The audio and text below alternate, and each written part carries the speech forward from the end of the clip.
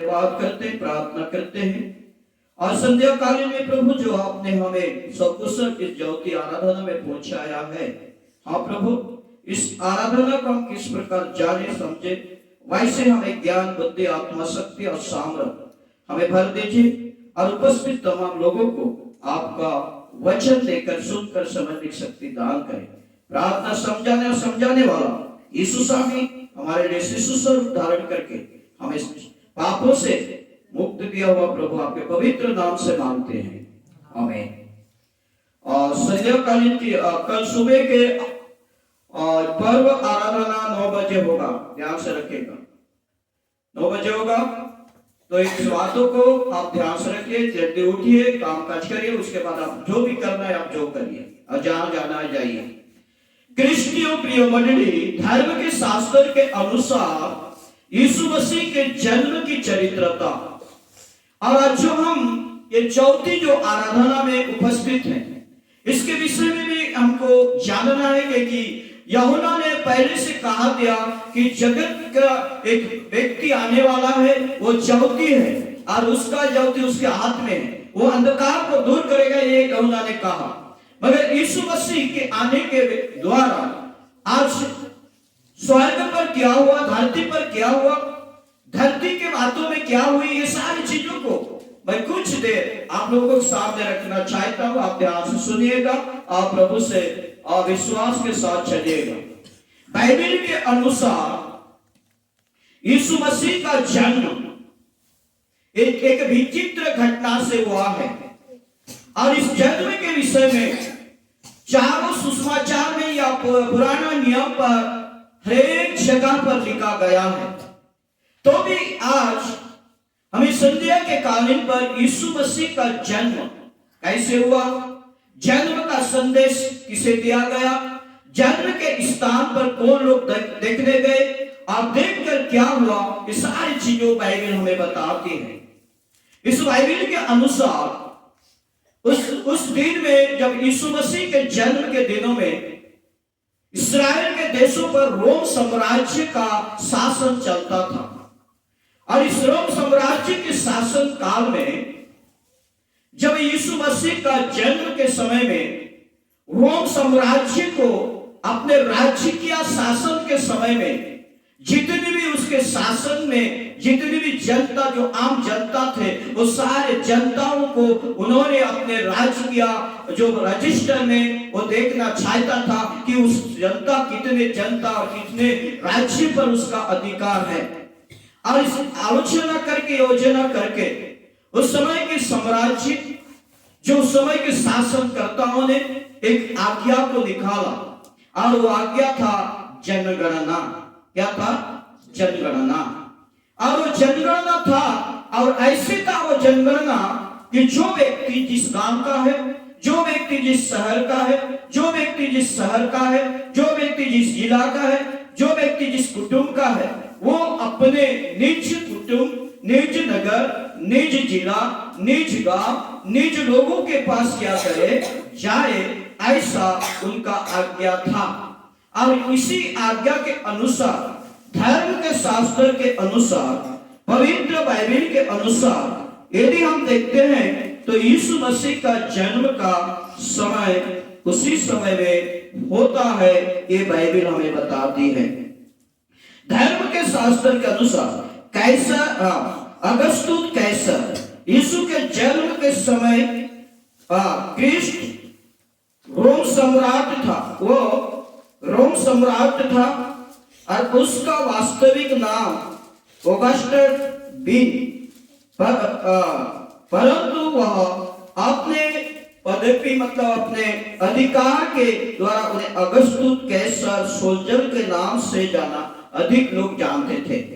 Augustus कैसर soldier, ऐसे नामों से उनको बहुत लोग जानते थे। इसलिए क्रिस्टियन मंडली इस बातों को अधिक प्रचलित था और अगस्तुस के शासन काल में रोम ने इसमें रोमियो ने भूमध्य सागर, अर्थात ये लोग भूमध्य सागर के आसपास के लगभग सभी स्थान पर अपना प्रभुता अर्थात शासन स्थापित कर लिया था। जितना भी भूमध्य सागर था उस सब पर अपना शासन एकत्रित किया था। और यीशु के समय का संसार और लोग राज्य और राजनीति था। यीशु के समय में राजनीतिक चाल आरंभ हुआ। तो बाइबल के अनुसार नाम लिखा का कारण नाम लिखी जाए, अर्थात हमारे आज ऐसा पूरा भारतवर्ष में एक गणना किया जा रहा है। मालूम है कौन सा गणना? जैसे बाइबल के अनुसार है ना, आपके घर में नया वो लाए हो, उसका बोर्ड में सही नाम नहीं तो अपने माता और पिता के घर से मंगाना। ये बाइबल के नियम के प्रकार है। तो ऐसा ही उस दिन था, जिस नगर के जिस गांव के लोग थे। तो आज मरियम और जिसफ वो दाऊद वंश अर्थात लोग के थे, मगर इन लोग यरूशलेम से 120 किलोमीटर दूर जो नासरत, जो गलील के नासरत में इन लोग जाकर बैठे थे। और कितने साल के बाद उन्हें वहां पर जाना था बाइबल के अनुसार।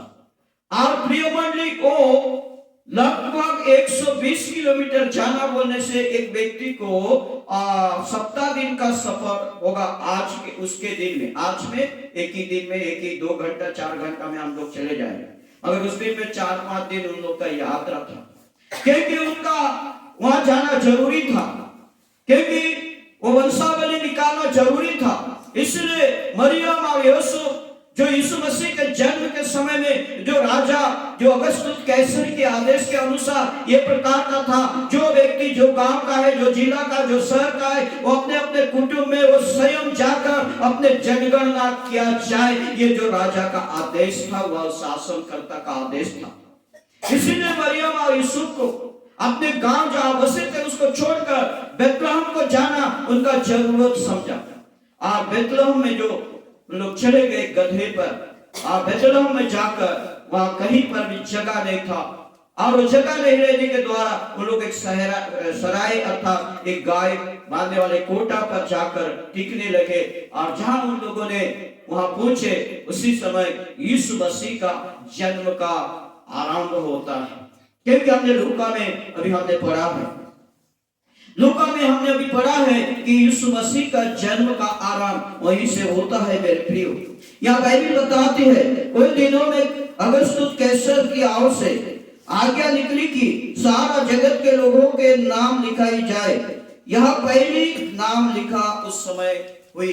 ये पहला बार ये जो नाम है लिखाया गया, ये पहला बार था प्रिय जनों। उसके बाद लिखा है कुरनेलियुस सीरिया का हाकिम था, और सब लोग नाम लिखाने के लिए अपने अपने नगर को गए। अतः यीशु भी इसलिए कि वह दाऊद के घराने के और वंश का था, और गलील के नासरत नगर से यहूदिया में दाऊद के नगर बेतलहम को गया कि अपनी मगदर मरियम के साथ जो गर्भवती थी नाम लिखवाए। ये जो उन लोगों का भी जाना पड़ा।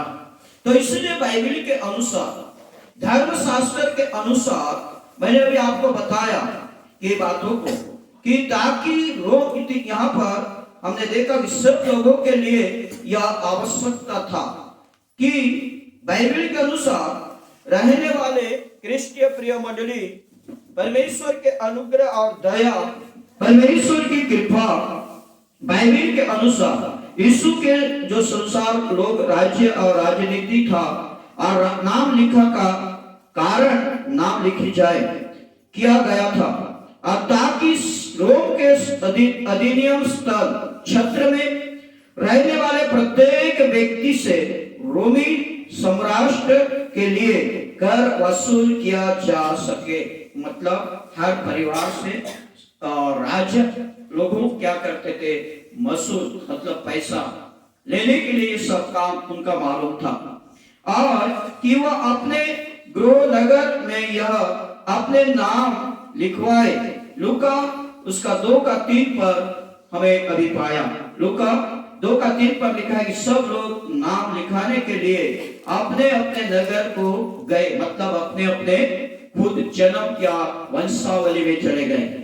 उसके बाद क्विरिनियुस का ईसा पूर्व 6 में सीरिया का राज्यपाल बनाया गया था। यीशु मसीह के जन्म से पहले 6 शताब्दी, कृष्ण पूर्व 6 शताब्दी में सीरिया का राज्यपाल ये क्विरिनियुस था। उसके बाद गया था यहूदी इतिहासकार जोसेफुस के अनुसार क्विरिनियुस ने ईसा पूर्व 6 या 7 में लोगों की गिनती और जनगणना करने का आदेश दिया था। यीशु मसीह जब उसी समय 6 या 7 कृष्ण पूर्व जो व्यक्ति जनगणना करने का कारण बताया। यीशु का जन्म हेरोदेस महान के शासन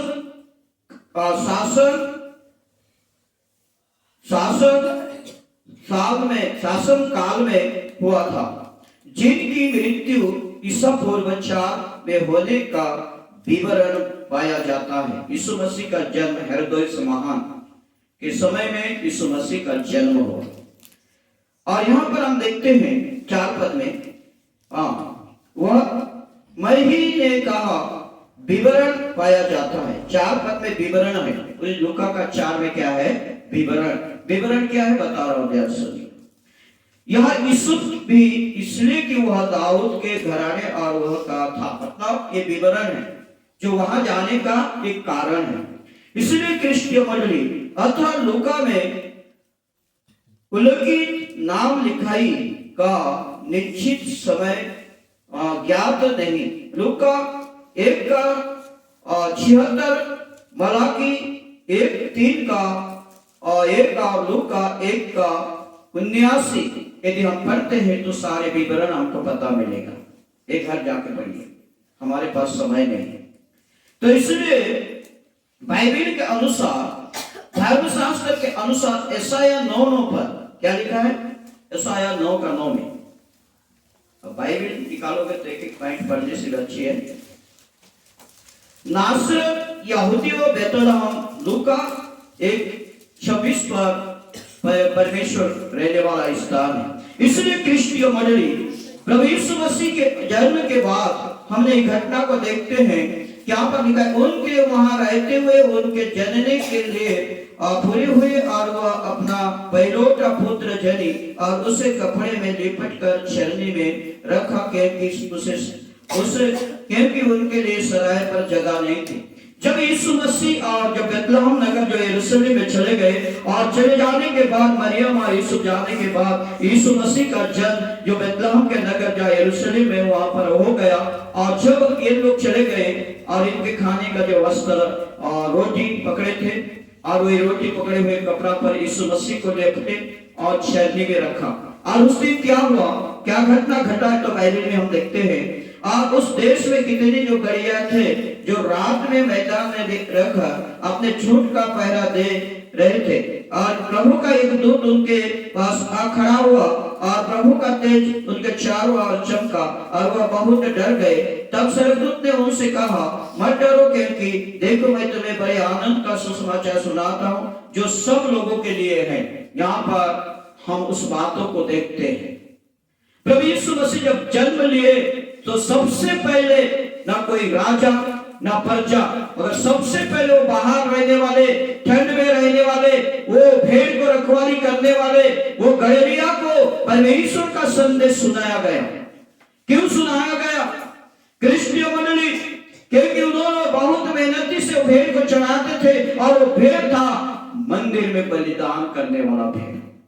इसलिए उन लोगों के पास आज से सब कुछ की आवश्यकता तुम्हें नहीं होगा। ये भेड़ बकरी का चराने देखरेख करने की आवश्यकता तुम्हें नहीं होगा। वो सब चीजों से मुक्त देने के लिए, उद्धार करने के लिए आज तुम्हारे दाऊद के नगर में एक उद्धार करता जन्मा है। क्या जन्मा है? उद्धार करता। ये कुल किसे कह रहे हैं? स्वर्ग के दूत आप और मुझे जैसे मनुष्य को कह रहे हैं। इस स्वर्ग के दूतों की बोली है कि धर्म के शास्त्र के अनुसार जब यीशु मसीह जन्म लिया तो स्वर्गदूत यीशु का जन्म का संदेश को सुनाने के लिए वो गलीलियों के पास चले गए पहला बार। और गलीलियों के पास जाकर उन्हें कहते हैं कि गलीलियों बहुत डर भी गए रात के समय उनके ज्योति से, उनके रोशनी से, पर भी उन्हें संदेश मिल रहा है, मत डरो, देखो आज मैं तुम्हें एक आनंद का सुसमाचार सुनाने आया हूं। कौन सा सुसमाचार? आनंद का सुसमाचार। तो इसलिए प्रियो, आज हम आनंद का सुसमाचार जो सुन रहे हैं, ये हमारे लिए नहीं है, सारे मानव जाति के लिए है। यहां पर लिखा गया है ये सब लोगों के लिए है। यहां पर लिखा गया है सब लोगों के लिए है। ये व्यक्ति के लिए नहीं है, ना इस्राएल लोगों के लिए नहीं है, ये जगत के हर एक मानव के लिए है। तो इसलिए जब हमने ये यशायाह नबी जो 57 अध्याय उसकी जो 19वां आयत को जो पढ़ते हैं, वहां पर एक बार पढ़कर देखे क्या लिखा गया। ये वचन के अनुसार सब लोगों के लिए है। ये आनंद का संदेश सब लोगों के लिए है। यीशु मसीह का जन्म सब मानव जाति के परित्राण के लिए है, क्रिस्टीय मंडली। इसलिए यहां पर लिखा है सब लोगों के लिए। क्या लिखा है उसमें? मैं मुंह के फल का सृजनहार हूँ। हमारे देने वाला, करने वाला, हमारे हर एक आवश्यकताओं को पूरा करने वाला मैं परमेश्वर, मैं मुंह का फल। आपका मुंह क्या चाहता है, क्या बोलते, उसका सृजनहार मैं हूँ। हाँ, यहोवा ने कहा है। हाँ, इसमें एक बातों को परमेश्वर कहता है, जो दूर और जो निकट है। यहाँ पर जो दूर और निकट, अर्थात निकट है यहूदी लोग और दूर है हमारे जाति में, जो दूर और निकट है दोनों को पूरी शांति मिले। इसमें सारे लोगों को, जो दूर है और जो निकट है, उन्हें पूरी शांति मिले, और मैं उनको चंगा करूंगा। और इसमें लिखा है जो विश्वास करते मेरे पास आते हैं, मैं उन्हें हर एक चीजों से, पहला बात शांति, जो दूर और निकट है उन्हें क्या मिले? शांति मिले। यीशु मसीह का जन्म, हमारा जो मोमबत्ती जलाने का उद्देश्य प्रियो, आज अंधकार को दूर करे और ज्योति हमारे जीवन में आए। यीशु ज्योति बनकर आया, इसीलिए इसको बोलते हैं ज्योति आराधना। कौन सा आराधना? ज्योति आराधना। अर्थात यीशु ज्योति बनकर आया। मैं जगत की ज्योति हूं, और जो अंधकार में है और जो मेरे पास आते हैं कभी भी अंधकार से नहीं भटके, यीशु ने कहा। इसलिए यीशु मसीह का जन्म का संदेश स्वर्गदूतों ने क्या कहा? शुभ संदेश। कौन सा संदेश? शुभ संदेश, अर्थात अंधकार को दूर करके एक ज्योति पर लाना। यह है यीशु मसीह का जन्म का कारण। बाइबल के अनुसार, धर्मशास्त्र के अनुसार जब हम देखते हैं, यहाँ पर ये सारी चीजों हम आज सुन रहे हैं मेरे प्रिय, क्योंकि नासरत यहूदिया में बैतलहम, ये बहुत आशीष का नगर है, बैतलहम नगर, और रोटी का घर है यह बाइबल यरूशलेम दक्षिण में स्थित है। जो बैतलहम है यरूशलेम के राज्य का दक्षिण में ये बैतलहम नगर है, और यहां पर लिखा गया है स्थित है, तथा समुद्र तल से लगभग 200 से 500 फुट ऊंचा है। समुद्र से 200 या 500 फुट ऊंचा पर ये नगर क्या है? बसा हुआ है।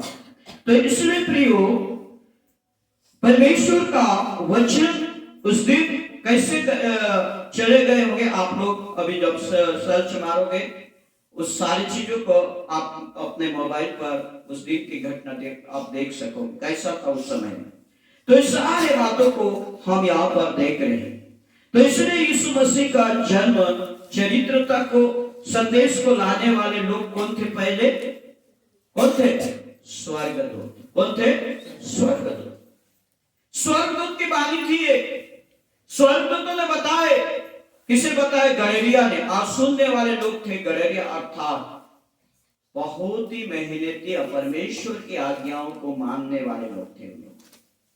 जो गलीलिया थे, हम सोचते हैं वो गाय जो भेड़ बकरी चरा रहे थे वो अपने गांव बुढ़ाका बनेंगे। यरूशलेम मंदिर में उस दिन जब बलिदान चढ़ाते थे, वो भेड़ बकरी को चराने वाले लोग थे, और उसके साथ ये सब कुछ थे। इसीलिए बेतनिया पुत्र मूसा की बोले बेतसबा जब मूसा के पुत्र व्यवस्था के अनुसार हर एक पहिलोटा में हर एक परिवार में पहिलोटा पुत्र प्रभु यहोवा था। मतलब पहिलोटा पुत्र सबसे पहला प्रभु यीशु मसीह था। इसलिए निर्गमन 34:19 में लिखा है चरनी का विषय। अभी हम चरनी का विषय को जानते हैं।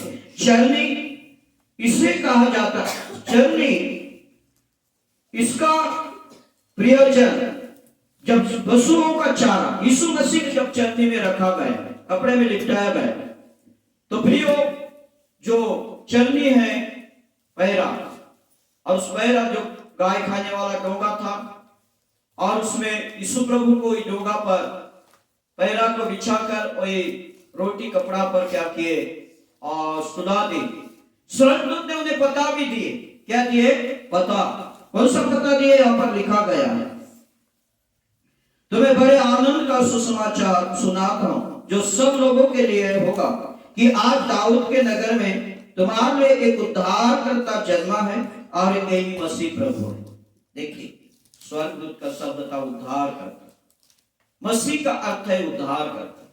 इनको बता दे उद्धारकर्ता दाऊद के नगर में तुम्हारे लिए जन्मा है और वही मसीह प्रभु है। तो यहाँ पर लिखा गया और इसका तुम्हारे लिए पूरा पता उन लोगों को बता दे रहे हैं, कैसा है, कहां पर है, इस सब तो तुम्हें बता दे रहे हैं। यहाँ पर लिखा गया है कि और इसका तुम्हारे लिए यह पता है कि तुम एक बालकों को कपड़े में लिपटा हुआ और चरनी में पड़ा पाओगे। देखिए कपड़े में लिपटा और चरनी में पड़ा। तो चरनी का अर्थ है मेरे प्रियो, इसका अभिप्राय पशुओं के चारा खाने से है। मतलब पशुओं को चारा देने वाला जगह। और दाऊद का नगर बेतलहम लूका का 2:4 में हमने देखा। उद्धारकर्ता मसीह उद्धारकर्ता वह है जो लोगों को बचाता या शांत बना देता है। उद्धारकर्ता का अर्थ है लोगों को बचाना या शांत बना देना। तो ये है स्वर्गदूतों का शब्द। ऐसा 43:11 और मत्ती 1:21 पढ़िए। ईसाया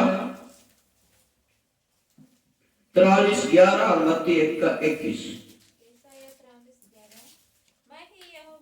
देखिए हाँ, इसमें मुझे छोड़ कोई मानव का बचाने वाला नहीं है। यहाँ स्पष्ट रूप से वो अपने आप को दर्शा रहा है और ये है यीशु मसीह। मत्ती 1:21।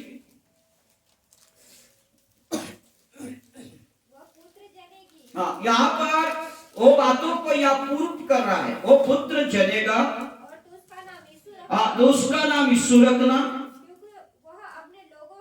अपने लोगों का अपने पापों से बचाए। देखिए वो बात यहाँ पूरा हुआ जो भविष्यवक्ता यशायाह भविष्यवाणी किया था, वो मत्ती 1:21 पर पूरा हुआ। यीशु का अर्थ है उद्धार करता या परित्राण करता। बाइबल के अनुसार कृष्ण का अर्थ है यूनानी शब्द किस्तोस। यूनानी शब्द कृष्ण का अर्थ है क्रिस्टोस। तो प्रियो से आया है जिसका अर्थ है होना है, और मसीह चुना हुआ व्यक्ति है। मसीह क्या है? चुना हुआ व्यक्ति है। ये जो बाइबल हमें बताते हैं। स्वर्गदूत का अर्थ है शब्द देने वाला, लोगों को संदेश सुनाने वाला। स्वर्गदूतों का अर्थ है स्वर्गदूत शब्द का अर्थ है संदेश देने वाला। क्या देने वाला? संदेश देने वाला। तो बाइबल में स्वर्गदूतों का संदेशवाहक तथा परमेश्वर के सेवक दोनों ही रूप में काम करते हैं। परमेश्वर का काम करते हैं। ये है परमेश्वर का धर्म के शास्त्र की बातों, जहां मलाकी 5:2-4, लूका 1:27, मत्ती 1:25, यशायाह 1:3 और दानियेल 7:10 और लूका 19 का 38 और व्यवस्था विवरण 16 का 18 इस स्वर्गदूतों के विषय में लिखा है। इनके विषय में लिखा है, स्वर्गदूतों के विषय में ये शब्द पर लिखा गया है। इसलिए क्रिस्टीय मंडली, हम ये मत सोचे कि आज हम कैसे हैं, हम स्वर्ग की दूतों की वाणी को हम लोग सुन रहे हैं। बाइबल के अनुसार इस सारे चीजों पर हमने अभी देखा कि प्रभु यीशु मसीह का जन्म कैसे हुआ, जन्म के समय कौन सा घटना घटा, जन्म के विवरण किसे बताया गया, और जन्म के स्थान पर कौन लोग चले गए, और जन्म के स्थान पर जाकर आखिरी समय में क्या देखे, मैं इस बातों को बोलकर समाप्त कर दूंगा। बाइबल के अनुसार जब 13 पद में देखते हैं, तब एकाएक उस स्वर्गदूत के साथ स्वर्गदूत का दल परमेश्वर की स्तुति करते हुए और यह कहते दिखाई दिया, आकाश में परमेश्वर की महिमा और पृथ्वी पर उन मनुष्य में जिससे वह प्रसन्न है शांति हो। जब स्वर्गदूत उनके पास से स्वर्ग को चले गए तो गड़रियों ने आपस में कहा, देखिए स्वर्गदूत उनसे विदा होने के बाद जो गड़रिये थे, जो धोरी लोग थे, वो मन में विचार नहीं किए सुबह हो जाए, इतना राती हो गया है, हम कहां जाएंगे, किस जगह पर जाएंगे, आप ढूंढेंगे, ये सारे बातों उन्होंने ध्यान नहीं दिया, मनन नहीं किया। क्रिस्टीय मंडली, जब स्वर्गदूत चले गए और स्वर्गदूत जाने के बाद उन्होंने आपस में बातचीत किए और आपस में बातचीत करके उन्होंने आज क्या कर रहे हैं, देखिए बाइबल में क्या इसमें लिखा है, आओ, धर्मशास्त्र में लिखा है, गड़रियों ने आपस में कहा, आओ हम बेथलेहम जाकर यह बात जो हुई है और जिसे प्रभु ने हमें बताया है देखें। बोलिए मारनाथा। इन लोग क्या करने गए, स्वर्गदूतों की बातों पर विश्वास किए, विश्वास के साथ उन्होंने मजबूत हो गए। रात के उनके भेड़ और बकरी, उनका जो जीविका था, उनका भेड़ बकरी चरवाकर उनका पालन पोषण था, वो सबको छोड़कर, वो सबको छोड़ छाड़ कर, ना उन लोग पशु से डरे, हमारे भेड़ और बकरी को आकर खा देंगे, भाग देंगे, उस सारी चीजों से उन लोग का ध्यान नहीं आया, वो कामकाज को ध्यान नहीं आया, मगर जो स्वर्गदूत बोला था उस बातों पर ध्यान कर उन लोग बोले, आओ हम चले, और जो दूत बोले हैं उन्हें हम अपने आंखों से देखे। ये है आज जन्म पर्व का आनंद, ये है ज्योति आराधना का आनंद, ये है ज्योति आराधना का काम मेरे प्रिय। और जब इन्होंने चले गए बाइबल के अनुसार 16 पद, और उन्होंने तुरंत जाकर मरियम और यूसुफ को और चरनी में उस बालक को पड़ा देखा, और देखिए चाहे खोज कर गए, ढूंढ के गए, किसी से नहीं पूछे, रात्रि में सब लोग सो गए हैं, और जहां प्रभु यीशु मसीह जन्मा था वहां अंधियारा नहीं था। अभी हमने गीत गाया, वो चमक रहा था, वो घर चमक रहा था, किसी को पता नहीं है, वो घर रोशनी से भर गया था, वो गाय बैल आनंद कर रहे थे, स्तुति कर रहे थे प्रभु का, जिस डोंगा पर प्रभु सोया था उस डोंगा प्रभु का गुणगान कर रहा था। और वो लोग चले गए, और जाने के बाद जब प्रवेश करते हैं, पहला माता पिता को देखते हैं, दूसरा यीशु मसीह को देखते हैं, और तीसरा क्या कहते हैं बाइबल में पढ़कर मैं समाप्त कर दूंगा। पढ़िए 17 पर। देखकर उन्होंने वो बात जो इस बालक के विषय में उनसे कही गई थी प्रकट की। देखिए प्रकट की मतलब बताने लगे।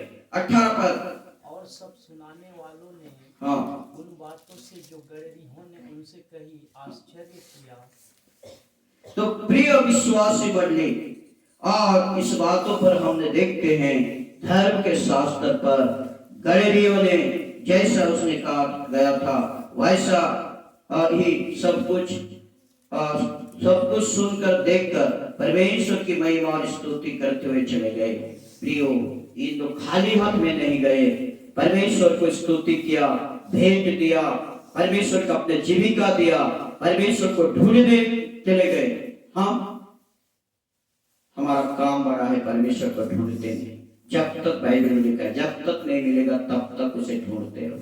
प्रियो, परमेश्वर हमारा पालनहार है, परमेश्वर हमारा मुंह को सृजनहार है।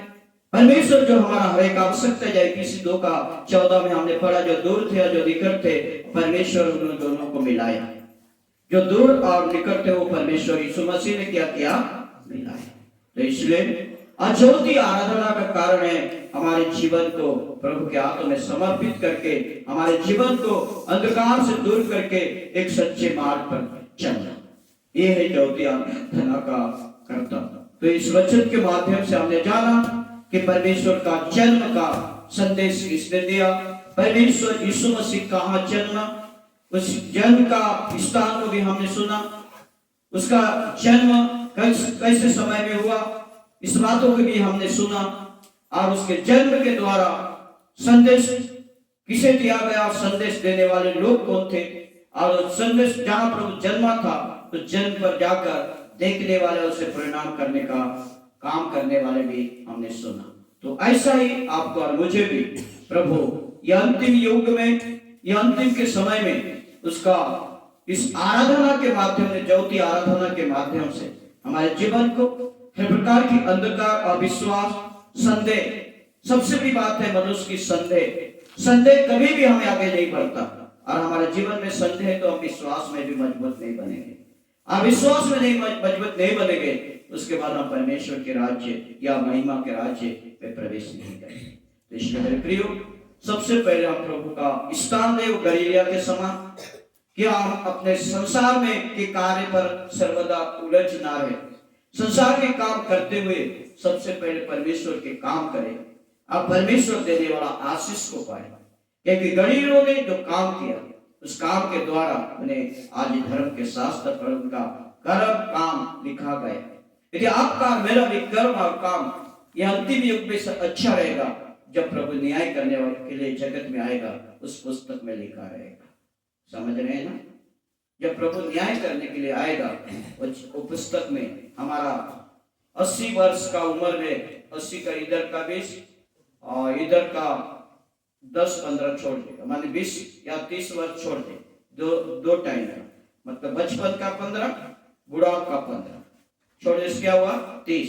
50 वर्ष यदि हम लोग 80 वर्ष जिया है, 50 वर्ष का हिसाब लेगा। यदि हम 70 वर्ष जिए तो 40 वर्ष का हिसाब हमसे प्रभु लेगा। ये बात सोचिए, नहीं लेगा।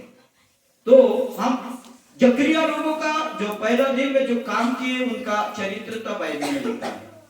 इसलिए देवदास पिता ने कहा, क्या कहा मालूम है, गरीब लोगों का भी क्रिसमस है, अमीर लोगों का भी क्रिसमस। पूरा विश्व क्रिसमस त्योहार बनाता है।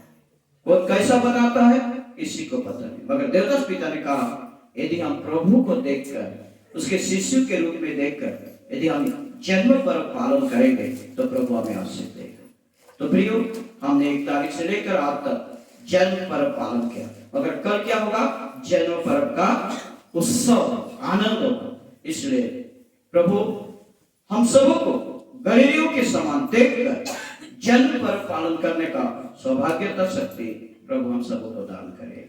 आमीन।